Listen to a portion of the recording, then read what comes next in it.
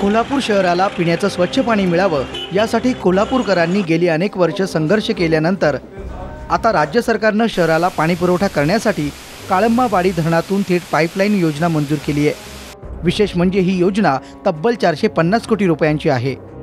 त्यामुळे एकीकडे श्रेयासाठी काँग्रेस आणि राष्ट्रवादी काँग्रेसमध्ये रस्सीखेच सुरू आहे, तर दुसरीकडे अर्थपूर्ण व्यवहारासाठीही अनेक हालचाली सुरू झाल्यात। त्या विरोधात आता सर्वपक्षीय कृती समितीनं आवाज उठवलाय। संबंधित कंपनीला आगाऊ पैसे देण्यासाठी सध्या ज्या हालचाली सुरू आहेत त्या चुकीच्या आहेत, भ्रष्टाचाराला आमंत्रण देणाऱ्या आहेत, असं समितीचं म्हणणं आहे। कोल्हापूर महानगरपालिकेच्या या प्रकल्पामध्ये युनिटी कन्सल्टंट नावाच्या कंपनीला मोबिलायझेशन ॲडव्हान्स द्यावा म्हणून मंत्रालयातून इथल्या प्रशासनावर दबाव आल्याची आम्हाला पुसटशी माहिती मिळालेली आहे। म्हणजे येऊ घातलेल्या निवडणुकीमध्ये कुणाच्या तरी खर्चासाठी आपल्या खिशात हात घालून पैसे द्यायला लागू नयेत आणि ते पैसे मिळावेत, ह्या दोन्ही संदर्भाचा अर्थ एकत्र करून युनिटी कन्सल्टंटना पैसे देणं सोपं व्हावं आणि घेणाऱ्याला घेणं सोपं व्हावं म्हणून हा मधला मार्ग काढलेला आहे।